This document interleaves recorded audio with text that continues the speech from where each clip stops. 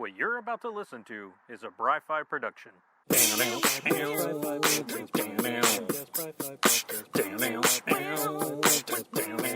Comic book reviews.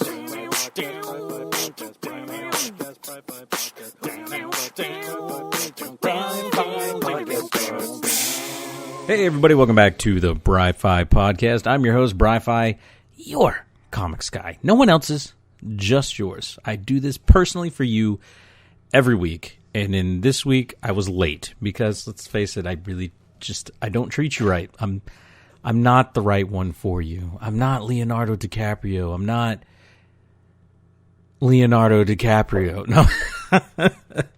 Anyway, guys, sorry for being a little late this week. Just had a really busy weekend, surprisingly busy weekend. It wasn't planning on, I don't know what happened. I don't know where I went right or wrong. I guess it depends on, how you look at things. Friday was kind of an off day for me. I just kind of enjoyed it, recorded for the Patreon podcast stuff that I do. Saturday, I ended up going to a football game for the XFL, which was really freaking badass. If you guys probably listened to the show before, and if you haven't, guess what? I'm actually a pretty big fan of football. I like football. I'm a big fan of not NFL football because it's different, and I like to see what they're trying to do with it. And I was a big fan of the AAF, and that folded, and now the XFL is back, which is started by Vince McMahon, wrestling fame and all that. And he's tried the XFL once before in the past. It folded, I think, after one season. This time was a lot of fun, guys. I went to the home opener and their first game for the Houston Roughnecks. They played against the LA Wildcats, I think that's what they were called. And it was just a hell of a good time, man. The Houston team looks really good. People were into the game. It was just fun. The pace of the game was really fun, which I really dug. That's one thing that I hate about the NFL is it's just so... There's a break after every play. There's a TV commercial every time. But for the XFL, it felt like things were just bam, bam, bam, man. Hell, the ball official's on the field, and he's already moving into position. That's my son throwing drumsticks. But he's in position already ready to set the ball as soon as the play is done and has a new spot. So, they move fast in this league, and it was a lot of fun, man. I really enjoyed it. Loved the team's colors. They ended up winning, which makes it even more fun when that happens, and I ended up buying a jersey because I was just so into the Houston Roughnecks. I was so into this league, and I'm really excited to see what they can do because they are doing different stuff than the NFL. And maybe if the unfortunate happens and they fold, maybe the NFL will pick up some really neat things from this league to really make things interesting. I don't know. Or maybe even for the Pro Bowl, change some of the rules for the Pro Bowl into what this league was. And I think you already got a more interesting game there. Anyway, so after Saturday, which ended up taking pretty much all day, Sunday, we ended up going, me and my wife, I went to the football game by myself and some friends, but me and my wife on Sunday went up with some more friends for a vegan burger festival. There was a couple of vegan food trucks there. They were doing everything from tacos, barbecue stuff, burgers, vegan milkshakes. It was just crazy awesome, and everything tasted really good. The one truck that we did the vegan milkshakes were really good because they used a coconut milk, and other than that, regular milkshake, dude. They had vegan marshmallows in it, and then I think regular chocolate chips, or dark chocolate, which I think is vegan. It was supposed to be all vegan, so I'm assuming it was all vegan. But it tastes so good, you're like, is it vegan? No, I'm kidding. Vegan food actually tastes really freaking good, man. But so we had the milkshake. I can't remember what the truck was called for the milkshakes. But then for food, I got a barbecue burger and some fries. And I got that from a truck called Ray J's. And they actually have a restaurant in Pearland called Ray J's. And I had heard about, someone brought it up to me, and I think it was at work. I can't remember 100%, but they were talking about Ray J's, how it's plant-based food and stuff. And I finally got a chance to try it. It was so good, guys. It just, the way they season their burger, and you couldn't even tell. Like, if you were eating like a meat burger and someone switched this out on you, you wouldn't even stop. You wouldn't bat an eye. You wouldn't even think about it. Plus, the other great thing was they were doing it all out of a brewery in Houston, and I can't even remember the name of the brewery, but they had like 2 different sour beers there, and I tried them both, and they were friggin' delicious. I got to find that business card. I have it somewhere in the house, because I need to try it. I need to go back. I need their beer because it was really friggin' good. But that was my weekend, doing all that fun stuff and just not podcasting. So I'm sorry about that. But today at work, I was in a position where I could really just hammer down some notes, get everything and my thoughts together so that we can talk about Jason Aaron. It is Jason Aaron, right? Yeah. Yeah, what's wrong with me? Jason Aaron's run on Thor is funny because I thought it happened more recently than what it did. So his run on the Mighty Thor that I started at, it started in 2012, and continues on. I think it goes into when Jane Foster becomes Thor, and then it comes back.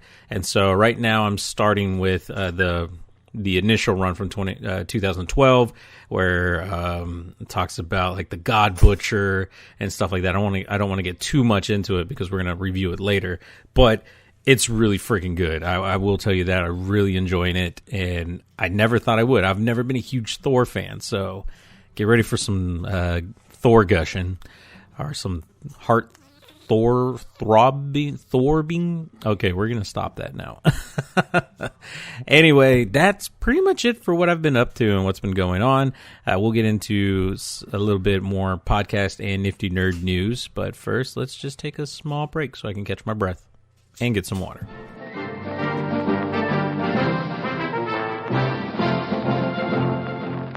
All right, my dude and dudettes and everyone in between, we're going to talk about some Nifty nerd news. Up first, I do want to give a shout out to the Geeks of Color Expo. It's going to be happening this weekend, February 14th through the 16th in Austin, Texas. I think at the Crown Plaza in Austin. I might have to double check that information, but I believe I'm right. And this is the first year they're doing it. It's a comic book convention that focuses on people of color, black creators, and it's great. You know, it's happening during Black History Month, so it's kind of, you know, building on that and just celebrating black culture and black nerd culture, which I'm a big fan of. I am a person of color, so I'm really interested in this, and they've seemed really willing to give me access to cover the event, so I'm really looking forward to, if not the whole weekend, at least getting a day out there to check everything out. Hopefully get to talk to some really cool creators, independent creators, maybe even some voice actors. I mean, the guest list seems kind of neat, you know. It's not huge by any stretch of the imagination, but it's a pretty cool guest list. They have Keeble Walker, who's actually a voice actor and does video games and anime. Roxy Hayes, she's part of the Nerd Love podcast, which is actually a really cool podcast, and she's a YouTuber, has a pretty cool channel. You should check her out. That's Roxy with 2 X's. Then they have some bigger name hitters, or who I thought were bigger name. Marcus M. Malden, he's a actor, voice actor, and he's done stuff for video games, 2 of which I really love. He plays the voice of Mal Damba from Paladins, and he plays the voice of Brick from the Borderlands series, which I'm a huge fan of, and I'm still playing Borderlands 3 right now. Brick being one of my favorite characters because he's really funny and kind of silly. And then there's Kenesha Thompson, and she is a actress and a voice actor. She's done stuff for like One Piece, like the movies for One Piece. She's done other animes that she's voiced in, and she's also in some of the Borderlands games, the more recent ones, where she plays Lady Aurelia Hammerford, or Hammerlock. Why did I say Hammerford? Hammerlock, and that's I mean, if you guys haven't played the game, I guess why try to tell you who she is, or who Hammerlock is, and the name, and why that's important. It's a character, and he has a sister, and she's evil, but the voice actress who plays her, Kenesha Thompson, really good and really enjoyable, and like brings that character to life. So it's really cool to see 2 characters from a video game that I really love going to be at a convention that I'm pretty excited to go to. So can't wait. Maybe I can get them on the podcast. Who knows? I would love to get like them on the podcast. Oh my God. What if I could get them to do their character voices and like say like something like welcome to the Bry-Fy. I don't know. Something crazy. We'll see. But yeah, it's going to be this weekend. Weekend base tickets are $55, and that's if you get them online now. I'm sure there's like a surcharge, convenience fee, whatever, and tax. But $55 for a 3-day weekend, that's not bad at all, guys. So I definitely would recommend that. I don't know too much else about this convention.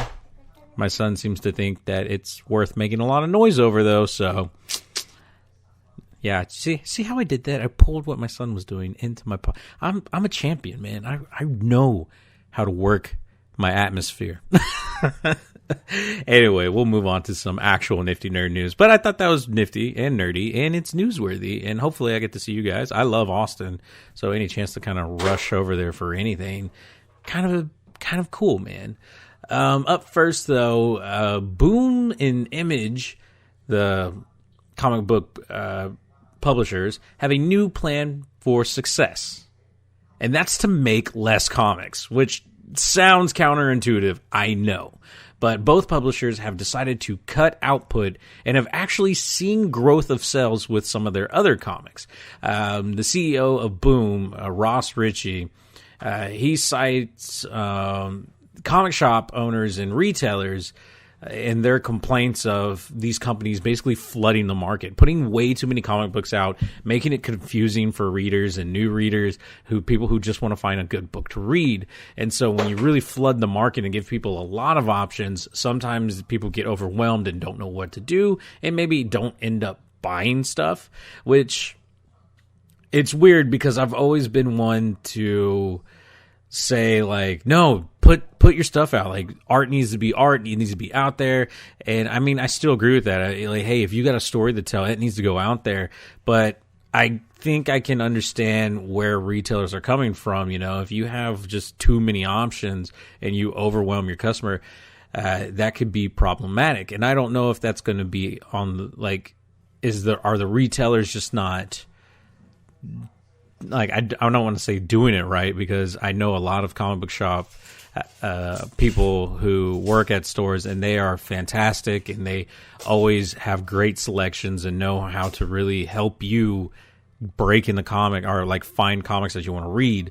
And so I don't necessarily want to say the retailers are at fault here, but like I wonder, like maybe they're buying too many different comics.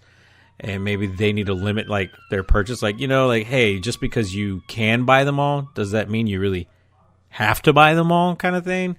But I'm not saying that they're at fault for that, because I mean, obviously they're just trying to provide for their clientele the best that they can.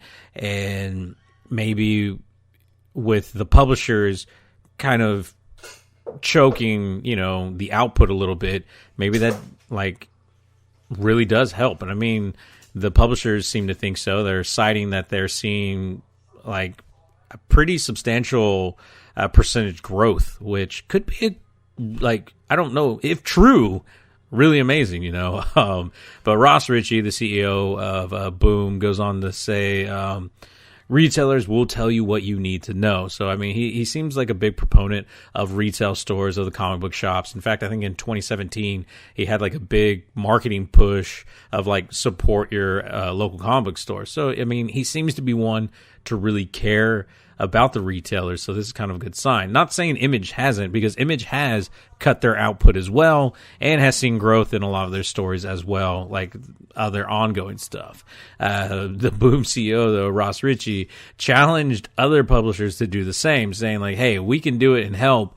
You guys need to do it too, and it will help the industry as a whole. And he tags everybody. He tags Titan Comics, Aftershock, Oni Press, Valiant, Dynamite, Dark Horse, IDW, Marvel, and DC. Tags them and like calls them out like, hey, it's up to us to save the industry, basically. It's kind of crazy and kind of cool. I want to see more data on this because I love data. I love graphs. I love information. Him just citing like, oh, we cut this by 13% and saw like a 60% rise and everything, or like, that's a crazy number. I think he said more like 40-something% rise in all other the publisher sales. So where are the numbers for that? Is he just pulling that out of his ass? Who knows? But Image seems to agree with him, or like what they're saying agrees with what he's saying, that yes, cutting some of their output has seen growth on their other comics. And like I said, that could make sense because now people are kind of forced to read from a smaller library, so those books are going to get read more. And so we'll see. I don't know. And that could be a good thing too, because there's a lot of men and women and just everybody who puts out comics that sometimes don't get pushed very hard. Very bad marketing or whatever ruins the sales of that book, and they end up falling to the wayside, and which really sucks because there's a lot of good stories out there that don't get the shine that they deserve. Speaking of other things that kind of just fall off or bad marketing, the Birds of Prey, a.k.a. Harley Quinn 2, more Harley, more Quinn, I don't know what you want to call it, they fall a bit short of the mark, or at least what they were hoping to make. Some places had them projected to make like $53.5 million for opening weekend, which is this past weekend. I think Warner Brothers DC realistically was like, they'll probably make RJ. It's not the funny time. You don't hit the gong for this moment. Warner Brothers and DC kind of like tapered expectations to like 45 million. The reality was they barely broke 33 million, 33.2 million, which is actually one of the worst DC openings since Jonah Hex. And I think when was Jonah Hex? Like 10, 12 years ago? I don't know, like a long ass time. Wasn't it like, isn't Jonah Hex kind of just like that vampire hunter dude? Like, I don't remember. But anyway, I was looking on a website, therap.com, and they cited cinema scores, and like that's what they were trying to figure out, why wasn't this movie doing as good? What's wrong? It has Harley Quinn in it. She was like the bomb.com back in Suicide Squad and and it looks like, based on cinema scores, a lot of them, and a lot of the more positive reviews and scores, came from an audience that was under 25 years old.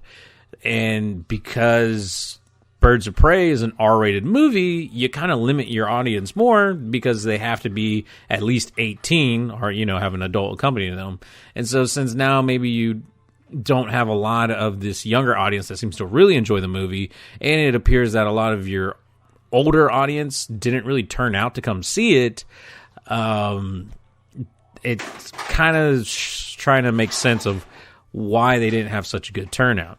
For me, I just really didn't care about it. Like, the marketing for it, the commercials for it, it didn't interest me, and it sounds bad because I really wanted to like the Birds of Prey. I really wanted to be a fan of Birds of Prey, but I needed something more than what it was giving. And I don't know if I wanted to see like costumes in the trailer. I wanted to see something that just said like comic book movie and not just Harley Quinn teams up with badass bitches and beats the shit out of Obi-Wan Kenobi. Like, I needed something more than that. And like, even Ian McGregor wasn't enough to make me be like, we really need to watch Birds of Prey this weekend. Like, it just, I don't know. It just never really captivated me. And I think it's because I really wasn't huge on Suicide Squad. Suicide Squad was a fun movie, don't get me wrong. I enjoyed some of the characters from it. But I wasn't like all in, And this one definitely seemed like it was heavy on the Harley Quinn stuff. And I haven't watched the movie, so I don't know if it actually is. I heard, or I read part of a review that said it really focuses on like all the different characters doing all their story, which is separate from each other until like near the end when they all come together, or their paths direct them into each other. And it's not so much like a team coming together moment. It's more like we had to meet up and get shit done moment. I don't know, but, as far as movies, though, this past weekend, it was the number one, but it wasn't really up against anything new. I mean, everything had been in the theaters for a few weekends already.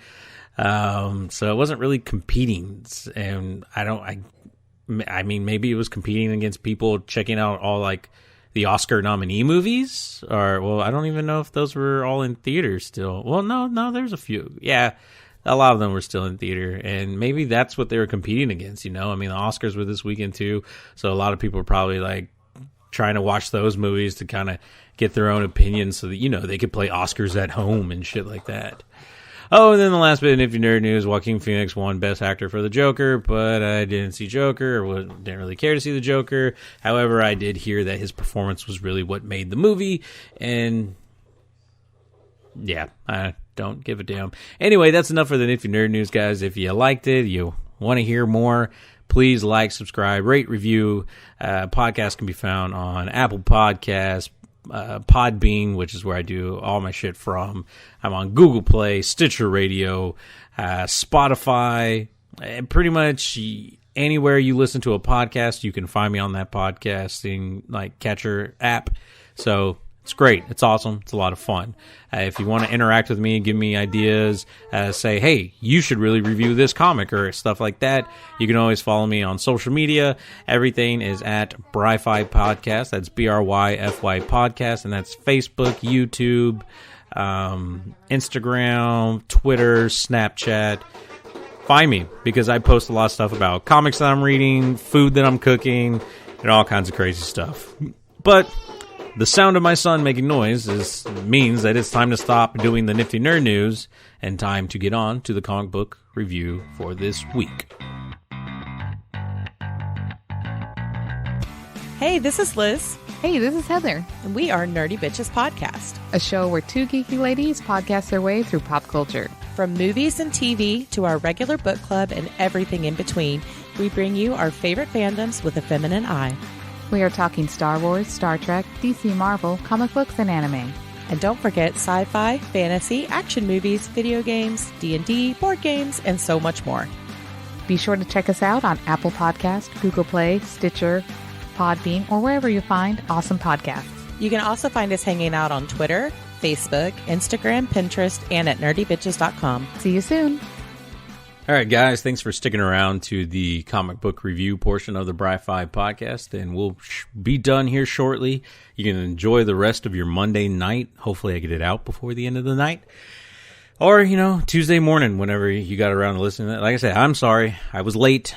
It's my fault. I'm a terrible podcaster, husband, and I'm a terrible spouse. I don't know what you consider me, and I don't really, tell you what. Not like, hey, call me podcast daddy. Anyway, like I said, this week we are looking at The Mighty Thor by Jason Aaron and drawn by Esad Ribic. It was back in 2012, which is crazy, man. That was like a lifetime. That was 8 years ago that this comic debuted, and I hadn't read it at all. I'd always heard great things about it. And what's funny is I got into comic books about 2012. Yeah, because that was when I was starting to read Deadpool and Superior Spider-Man, and The Mighty Thor was one that was always brought up, but I was never a big fan of Thor. Like, he never interested me, and I think it was for the same reasons why I was never really interested in Superman. Like, it's like an all-powerful being who just can always outpunch the guy, who can always just fly away or had crazy powers. Like, where's the struggle? Like, how do I care about this character, Well, I'm about to tell you, because Jason Aaron makes you care about Thor by giving you 3 of them. You get a young Thor. It's a Thor from the past. He's just partying it up, living it up, just going crazy. Hashtag YOLO. It's like 300 AD. We're living life. You have a future or old Thor. He's a failed king in a desolate Asgard where like everyone's dead. And then you have present-day Thor, or 2012 present-day Thor, who's just trying to be a good god, trying to figure himself out. He's young, but not like young Thor, just like present-day. Like, maybe his late 20s, early 30s, really just figuring it out. That kind of Thor. But in god years, so, like from 25 to 26 is like a few hundred years. Or 100 years. I don't know how he ages. It's weird. Anyway, so all 3 of these Thors are experiencing the death of gods, and that's how our mystery begins. You know, young Thor comes upon a dead god in the water. Present-day Thor is comes to a planet that's supposed to have gods, but there are no gods, and when he finds where they're at, they're all slaughtered to death.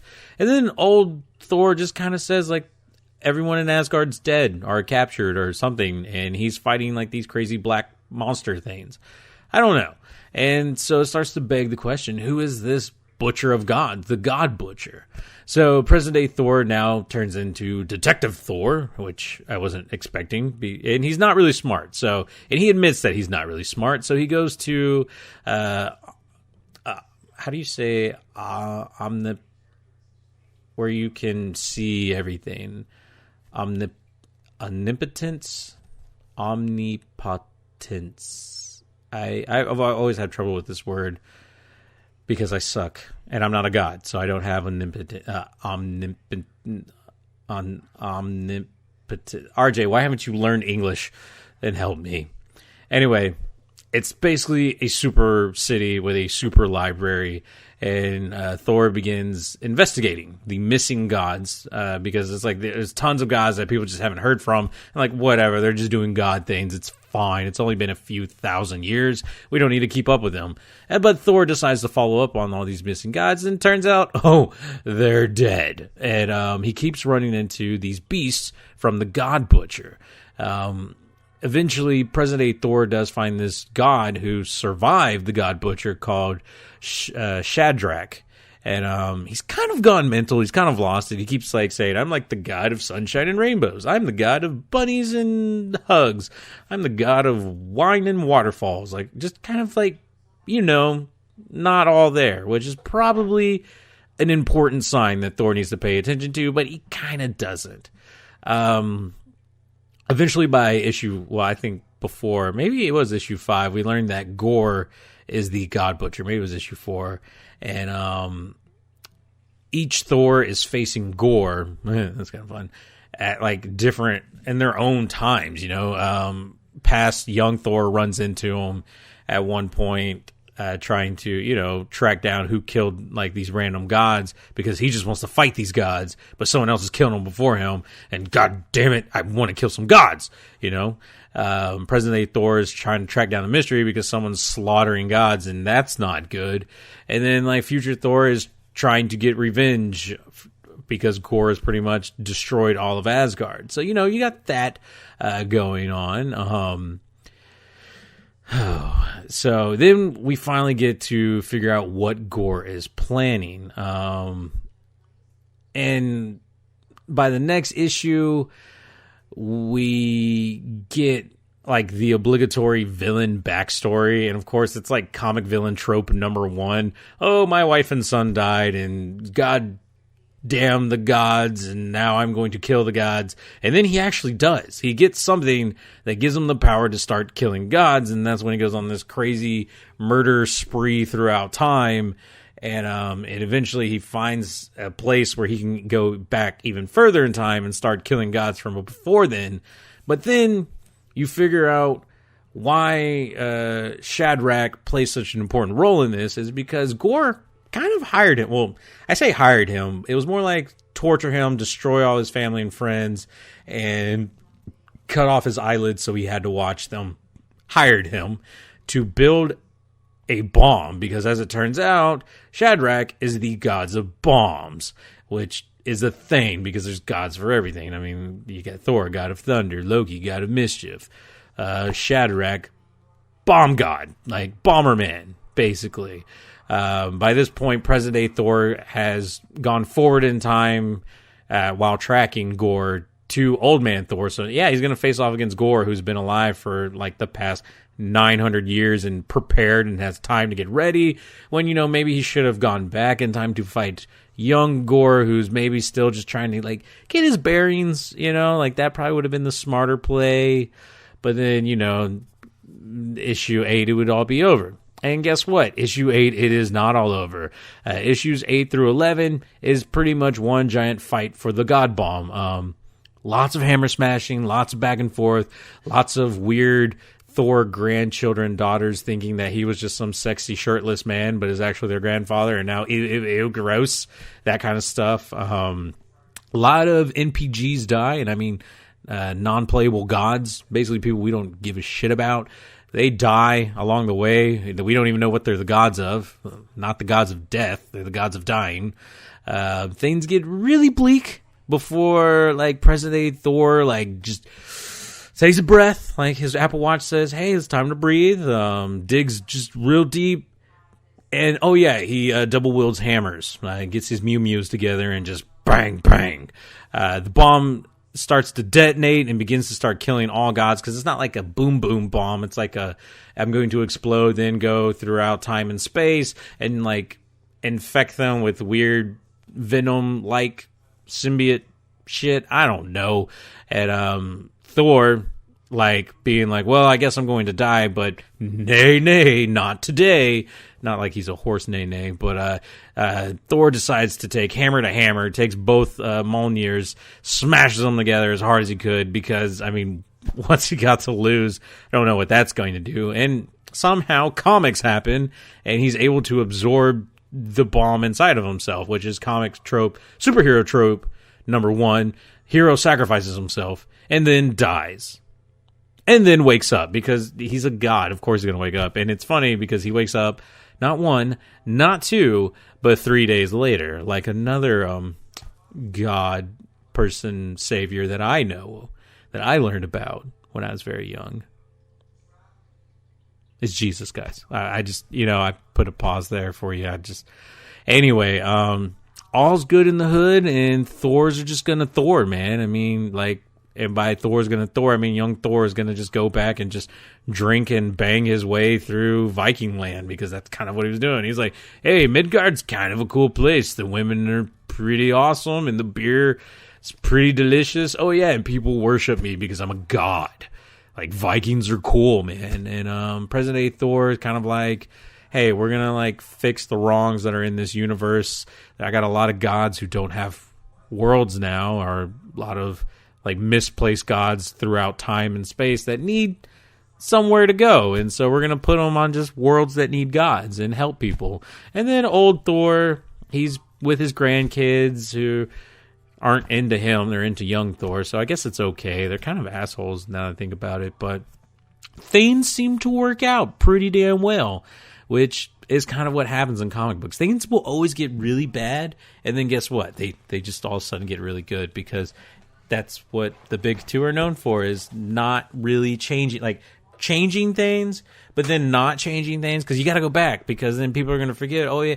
Like, people are going to be like, hey, Thor's supposed to be a white dude with a hammer, not this frog that's purple and green with an axe and a motorcycle and his head's on fire because he's also a Ghost Rider now. And people don't like that. People don't like that kind of thing, because when you change things, people get upset. People don't like change.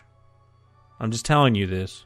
I love change. That's why I read like Image, Boom, all the comics that when things happen, they have real weight and affect the story. Whereas in Marvel and DC, I know, it's just Tuesday, or, well, new comics come out on Wednesday. It's Wednesday. Probably give it a month. They'll be back to normal. So other than that, I'm kind of hooked into this story, man.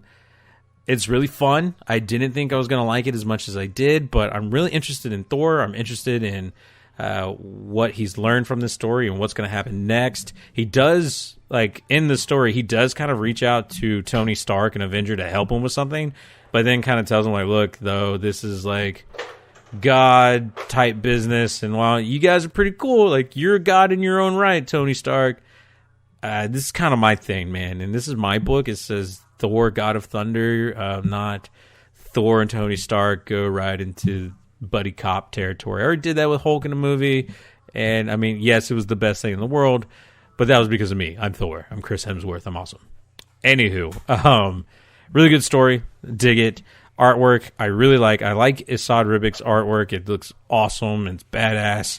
The only thing that always trips me out about his work is when he does surprise faces, because he makes the eyes very noticeable. They're very white, and they're just very like, oh, that person is like, whoa. And so it always like weirds me out. I think my first taste of his artwork was in Secret Wars. And it's like an O face. I think it was Sue Storm. Like something happens and she's like, oh no. But her eyes just take me out of it so bad because they're just really big and really white. And just seem so out of place from the rest of the artwork for whatever reason. But everything else is phenomenal. Everything else is perfect. Everything else looks great. It's just like those godless, soulless, white eyes that just stare into you and just bleed you of everything that is good in the world. It's crazy.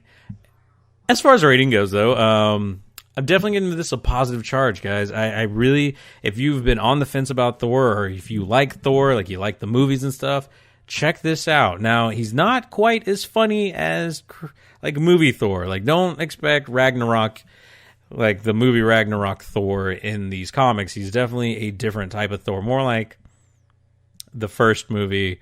But, I mean, there are some jokes in here, and it is kind of funny. But it's super badass, it's super action-packed, and it's super fun. So definitely check it out. I think you'll really enjoy it. Anyway, that's it for the Bry-Fy podcast this week, guys. Thank you for listening. Thank you for playing a part in the Nifty Nerd News. Thanks for listening to the comic book review. If you happen to be in the Austin area this weekend, keep in touch. Follow me on social media. Like I said, Twitter, Facebook, Snapchat, Instagram.